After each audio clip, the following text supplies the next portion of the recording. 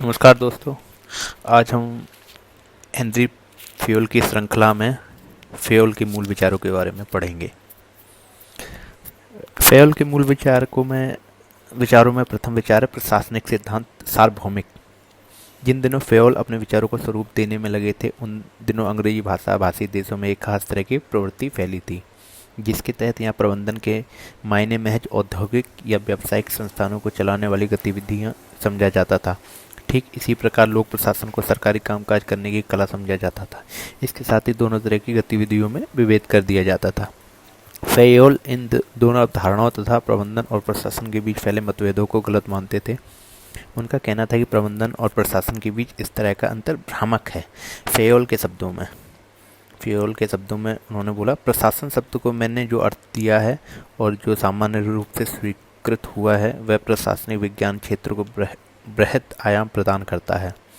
इसके दायरे में न केवल लोक सेवा अपितु हर प्रकार के उद्यम वर्णन के हर प्रारूप और उद्देश्य आते हैं, क्योंकि सभी उद्यमों में योजना, संगठन, आदेश, समन्वय और नियंत्रण की आवश्यकता पड़ती है।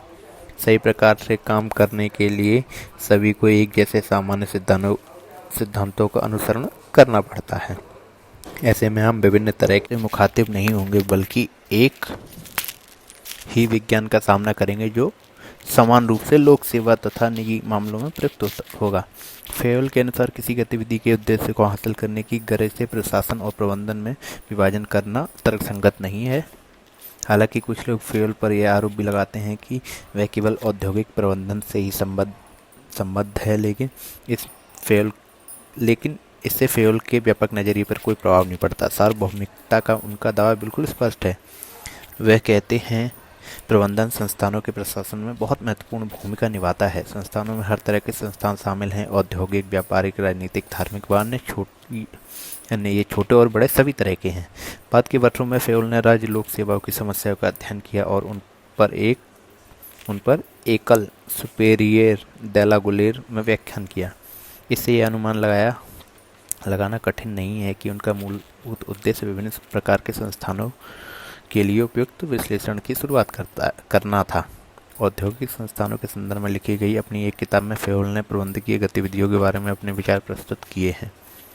औद्योगिक संस्थानों की तमाम गतिविधियों को फेयोल ने 6 समूहों में विभाजित करते हैं। उनका पहला समूह है तकनीकी गतिविधियाँ। इसमें उत्पादन, निर्माण और अनुकूलन आता है।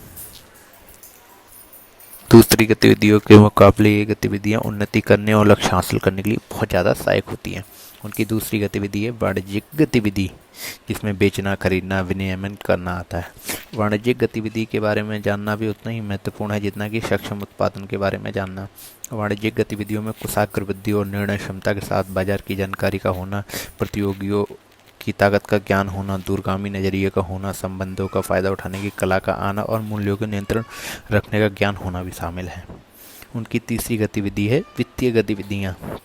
पूंजी की तलाश और इसका महत्तम उपयोग कैसे करें।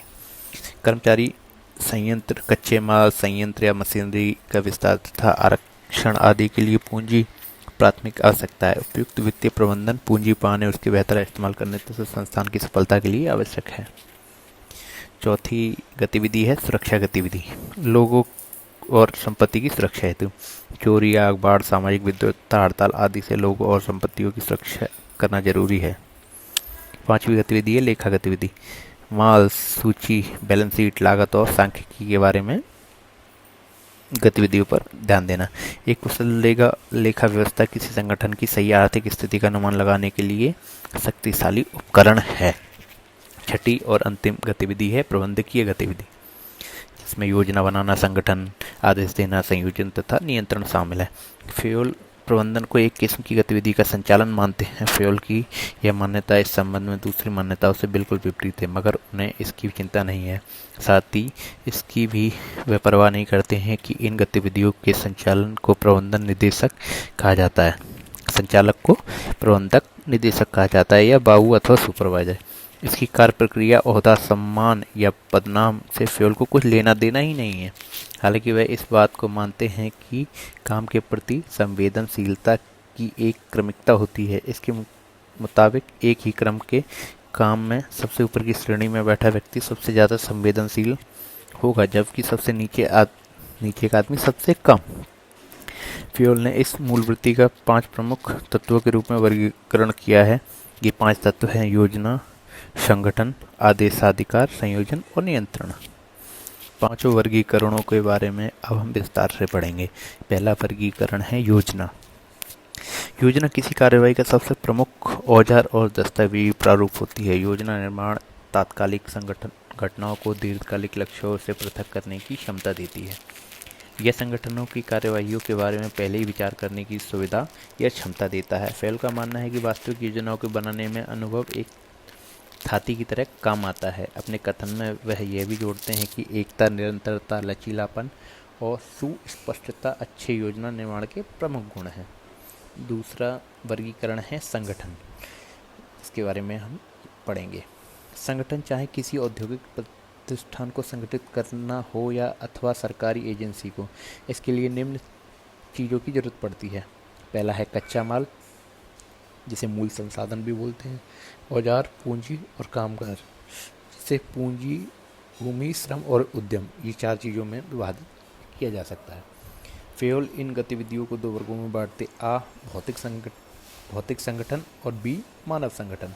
इनमें से बाद वाले वर्ग में नेतृत्व और संगठन संरचना दोनों शामिल है। हर संगठन को इस प्रबंधकीय कार्य व्यवहार से गुजरना पड़ता है। उन्हें यह सुनिश्चित करना होता है कि योजना विवेकपूर्वक बनाई गई है और सख्ती से लागू की जा रही है। उन्हें यह भी देखना होता है कि भौतिक और मानवीय संगठन संस्थानों के लक्ष्यों, संसाधनों और जरूरतों के अनुकूल हैं भी या नहीं। एक अकेले सक्षम, ऊर्जावान और मार्गदर्शक प्राधिकरण की स्थापना करना भी प्रबंधकीय गतिविधि का हिस्सा है, जिसे हम सामान्य भाषा में HR या मानव संसाधन विभाग बोलते हैं। गतिविधियों में समरूपता लाना तथा प्रयासों में तालमेल बिठाना भी अच्छे प्रबंधक का गुण है। स्पष्ट, पृथक और सुनिश्चित निर्णयों की सूत्रबद्धता विकसित करना भी सक्षम प्रबंधकीय गतिविधि है। कर्मचारियों के कुशलतापूर्वक चयन और उन्हें उपयुक्त जगह पर तैनात करना भी एक प्रबंधकीय गतिविधि है। दायित्वों का स्पष्ट निर्धारण करना, कर्मचारियों के पहल करने और जिम्मेदारी उठाने के लिए प्रेरित करना भी प्रबंधन का काम है। कर्मचारियों को उनके उत्कृष्ट काम के लिए बिना किसी भेदभाव के पुरस्कृत करना चाहिए। अनियमित और अनैतिक व्यवहार के विरुद्ध प्रतिबंध लगाना चाहिए। अनुशासन बनाए रखना चाहिए। यह सुनिश्चित करना कि व्यक्तिगत हित सार्वजनिक हितों के बाद हैं। प्रबंधित इकाई या यूनिट में आदेशों के पालन पर विशेष ध्यान देना चाहिए कि हो रहे हैं या नहीं। भौतिक और मानवीय दोनों तरह के संगठनों का निरीक्षण करना चाहिए। समय समय पे देखना चाहिए कि कार्य संपूर्ण हो भी रहा है या नहीं। उपयुक्त नियंत्रण सुनिश्चित करना चाहिए। नियमन की अधिकता, लाल फीताशाही और कागजी नियंत्रण से बचना अच्छे प्रबंधन के लिए तत्व बहुत जरूरी है। अब बात करते हैं आदेशों की। फेयोल के मुताबिक आदेश देने की कला कुछ व्यक्तिगत गुणों और सामान्य अथवा प्रबंधन सिद्धांतों के ज्ञान पर निर्भर करती है। इनकी दक्षता हर एक आदमी में अलग अलग होती है। फेयोल कहती है एक प्रबंधक में ये गुण होना चाहिए: उसे अपने कामगारों के विषय में पूरा ज्ञान होना चाहिए। उसे या तो अपने कामगारों की अक्षमता दूर कर देनी चाहिए या अक्षम कामगारों को ही निकाल देना चाहिए। उस पूरी व्यवस्था का विशेष जानकार होना चाहिए जो उसके काम और कामगारों को आपस में जोड़ती है। उसे बेहतरीन मिसाल पेश करनी चाहिए। उसे समय समय पर संगठन का लेखा परीक्षण करना चाहिए और सारांश सारणियों का इस्तेमाल करना चाहिए। उसे उन सम्मेलनों व विचार विमर्शों के जरिए जिनमें संस्थानों के प्रयासों की दिशा तय की जाती है, अपने सहायकों को अपने पास लाना चाहिए। उसे विस्तृत वर्णन में नहीं उलझना चाहिए तथा एकता, उत्साह, पहल और कर्मचारियों के बीच विश्वास पैदा होना जैसे गुणों का उसे अपना लक्ष्य बनाना चाहिए। अब बात करते हैं संयोजन की। इसका मुख्य उद्देश्य मिलजुल कर काम करना है और सभी तरह की गतिविधियों में समरूपता लाना है ताकि संगठन को काम करने में आसानी हो सके। इसके अलावा संयोजन या कोऑर्डिनेशन का अनिवार्य रूप से एक लक्ष्य भी है कि अलग अलग विभागों के प्रयासों में तालमेल बनाए और इन विभागों की तमाम गतिविधियों को संगठन के व्यापक उद्देश्य के परिप्रेक्ष्य में लाए। और इसके बाद हम बात करेंगे नियंत्रण की। इसका उद्देश्य है स्वीकृत योजना और स्थापित सिद्धांतों और जारी किए गए दिशा निर्देशों के बीच समरूपता लाना। इस प्रक्रिया में कमजोरियां और गलतियां उजागर होती हैं जिन्हें सुधार कर इनकी पुनरावृत्ति रोकी जाती है। प्रभावी नियंत्रण के लिए इसे एक यथोचित समय में लागू किया जाना चाहिए और ये सुनिश्चित किया जाना चाहिए कि ये लागू हो। फेयोल नियंत्रण शब्द को बृहद फ्रांसीसी परिप्रेक्ष्य में इस्तेमाल करते हैं जिसके आशय है निगरानी, जांचने, परीक्षण, अनुश्रवण तथा फीडबैक मुहैया करना आदि। यहाँ भी फेयोल सुझाव देते हैं कि प्रबंधकों में निम्न गुण होने चाहिए। पहला गुण है शारीरिक स्वस्थ हो, शक्तिशाली हो और सुदर्शन हो। दूसरा, मानसिक लगातार सीखने और समझने की क्षमता रखता हो, विवेकवान हो, स्वस्थ हो, स्वतः स्फूर्त चेतना वाला हो और किसी भी स्थिति में अनुकूलता पैदा कर ले। तीसरा है नैतिक दायित्व का वहन करने में तत्पर और दृढ़ हो। चौथा है सामान्य शिक्षा, किए जाने वाले कामों के अलावा अन्य विषयों का सामान्य ज्ञान हो। पांचवा है विशिष्ट ज्ञान, जिस काम की देखभाल कर रहा हो उस काम में दक्ष होना चाहिए। अनुभव, उपयुक्त काम के जरिए ज्ञान विकसित करने वाला होना चाहिए। हेनरी फेयोल साफ साफ शब्दों में कहते, प्रबंधन के सिद्धांत जड़ नहीं होते, समय समय पर इनमें विभिन्न उद्यमों और व्यवसायों को आत्मसात करने की क्षमता भी होनी चाहिए। प्रबंध सिद्धांत के व्यापक विचार विमर्श में फेयोल ने 14 सिद्धांत विकसित किए हैं जो इस प्रकार है। पहला है कार्य विभाजन। फेयोल का मानना है कि कुशल श्रमिक अकुशल श्रमिकों के मुकाबले उतने ही प्रयासों में ज़्यादा और बेहतर उत्पादन करता है। दूसरा है अधिकार और जिम्मेदारी। अधिकार का वितरण जिम्मेदारी के अनुपात में होना चाहिए। दूसरे शब्दों में हर पदाधिकारी को इतने अधिकार दिए जाने चाहिए कि वो खुद को सौंपी गई जिम्मेदारी को पूरा कर सकें। तीसरा है अनुशासन, जिसमें आज्ञा का पालन संगठन और कर्मचारियों के बीच हुए समझौते के अनुरूप होना चाहिए। चौथा है आदेशों की एकता, सभी तरह की गतिविधियों के लिए कर्मचारियों का एक ही बॉस होना चाहिए।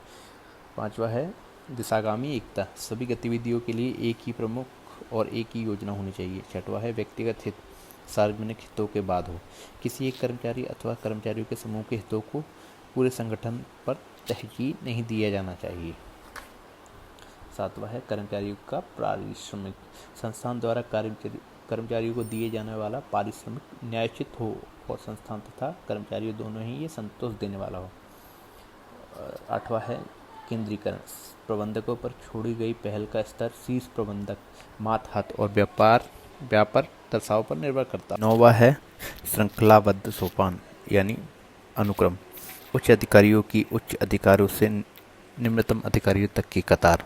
10वां है क्रम नियुक्ति, एक बार जब कार्य की मूल संरचना और अवधारणा विकसित कर ली जाती है फिर इसी संरचना के हिसाब से अलग अलग पदों के लिए लोगों की नियुक्ति हो जाती है। ऐसे में हर कर्मचारी अपने हिस्से में आए काम को प्रभावशाली ढंग से पूरा करता है। 11वां है निष्पक्षता, कामगार अपने कर्तव्यों की पूर्ण निष्ठा के साथ पालन करें। इसके लिए जरूरी है कि मालिक और कर्मचारियों के बीच न्यायिक और दयालुतापूर्ण रिश्ता हो। इसके लिए कर्मचारियों में काम के प्रति अपनत्व बोध पनप सके। 12वां है कर्मचारियों के कार्यकाल का स्थायित्व, कर्मचारियों को किसी तरह कम से कम स्थानांतरित या बर्खास्त किया जाए, ऐसी परिस्थिति विकसित की जानी चाहिए। 13वां है पहल, नए सिरे से सोचने की क्षमता मानव स्वभाव के लिए एक ताकतवर उत्प्रेरक की तरह काम करेगा। 14वां है एकत्व की भावना, किसी संगठन की शक्ति का सबसे बड़ा स्रोत है उसके कर्मचारियों के बीच एकता। ये हेनरी फेयोल प्रशासनिक प्रशिक्षण की आवश्यकता पर क्या विचार प्रेषित करते हैं। फेयोल प्रशासन के क्षेत्र में व्यवस्थित प्रशिक्षण का सुझाव देने वालों में भी अग्रणी थे। वे फ्रांस की यांत्रिकी महाविद्यालयों की इसकी आलोचना करते थे कि इन विद्यालयों ने प्रशासन को अपने पाठ्यक्रम से बाहर कर रखा था। फेयोल इन शब्दों में प्रशासनिक प्रशिक्षण पर जोर देते हैं। हर किसी को प्रशासन से संबद्ध किसी न किसी अवधारणा की जरूरत पड़ती है।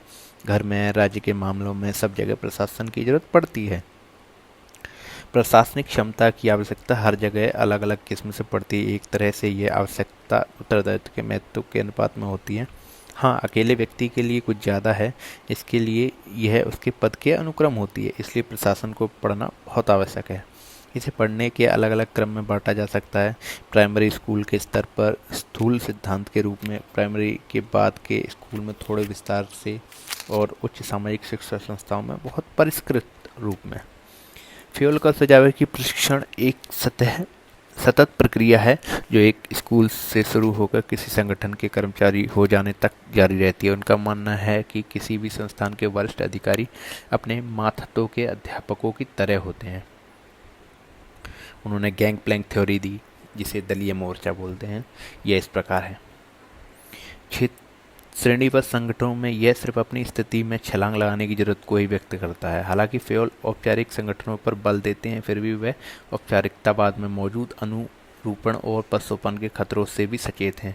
अधिकार की क्रमिकता से बिना वजह दूर होना एक गलती है, लेकिन फेयोल कहते हैं यह उससे भी बड़ी गलती होती है जब इसको बनाए रखने में व्यवसाय चौपट होना शुरू हो जाता है। उनका मानना है कि गैंगप्लैंक में आप अपने वरिष्ठों को सूचना न देकर जिस व्यक्ति से संपर्क करना है, पशुपालन का पालन न करते हुए उस व्यक्ति से संपर्क कर सकते हैं, परंतु यह पशुपालन को अव्यवस्थित करने में एक बड़ी गलती साबित हो सकती है। प्लैंक का सुझाव देते समय फेयोल सावधान हैं। वे मानते हैं कि यह सिद्धांत सरकारी संस्थानों के लिए गैर सरकारी संस्थानों के मुकाबले कम अर्थपूर्ण है, क्योंकि वहाँ निजी संस्थानों के मुकाबले अधिकार के क्रम कम स्पष्ट है। करेंगे हेनरी फेयोल और फ्रेडरिक टेलर के बीच एक तुलना करके शुरुआत करते हैं। फेयोल और टेलर दोनों ही वैज्ञानिक को अग्रचेता माना जा सकता है। दोनों में एक खासियत यह थी कि दोनों प्रबंधक बनने के पहले वैज्ञानिक के रूप में प्रशिक्षित हुए थे। उन्होंने व्यवहारिक मामलों में अपने निरीक्षण के आधार पर प्रबंधन सिद्धांतों को विकसित करने का प्रयास किए। फेयोल को यूरोप के स्थिर जीवन ढंग ने इसी सापेक्ष में स्थित औद्योगिक संगठन के लिए प्रेरित किया, जबकि टेलर अमेरिका में तेजी से बदलते पूंजीवादी औद्योगिक संगठन को एक स्थायी हल प्रदान करने की मंशा से प्रेरित हुए। इसलिए टेलर ने एक ऐसा विशिष्ट वैज्ञानिक प्रबंध सिद्धांत विकसित किया जिसे सीधे उत्पादन क्षेत्र में लागू किया जा सकता था, लेकिन फेयोल ने एक सामान्य प्रशासन सिद्धांत विकसित किया जिसे किसी भी शीर्ष प्रबंधन पर लागू किया जा सकता है। टेलर की तरह फेयोल प्रबंधन को कार्यशाला के नजरिए से नहीं देखते। इसके विपरीत वह उसे एक सार्वभौमिक दृष्टिकोण से देखते हैं जिसे किसी भी तरह के कार्यात्मक तथा संगठनात्मक ढांचे में लागू किया जा सकता है। इस मामूली सी भिन्नता के बावजूद टेलर और फेयोल को ज़्यादातर लेखन एक दूसरे के पूरक किए। इसके प्रबंध सिद्धांत प्रक्रियाओं, पदार्थों, स्रोतों और लोगों को एक ऐसी रचनात्मक क्रमिकता में व्यवस्थित करने पर जोर देते हैं जो आमतौर पर स्थायी हो। यह संरचना संगठनात्मक लक्ष्यों को प्राप्त करने की पहली शर्त है। हालांकि यह संरचना मशीनी है और इसका नज़रिया भी यांत्रिक है, मगर संगठनों और इसकी कार्रवाइयों को अध्ययन करने के लिहाज से बहुत उपयोगी है। यही कारण है कि संगठनात्मक संरचना का कोई भी समकालीन विचार फेयोल और टेलर की उपेक्षा नहीं कर पाता। इसके बावजूद वह उन्हीं की मदद से व्यवहारिक विज्ञान की अपनी धारणाएं विकसित करते हैं।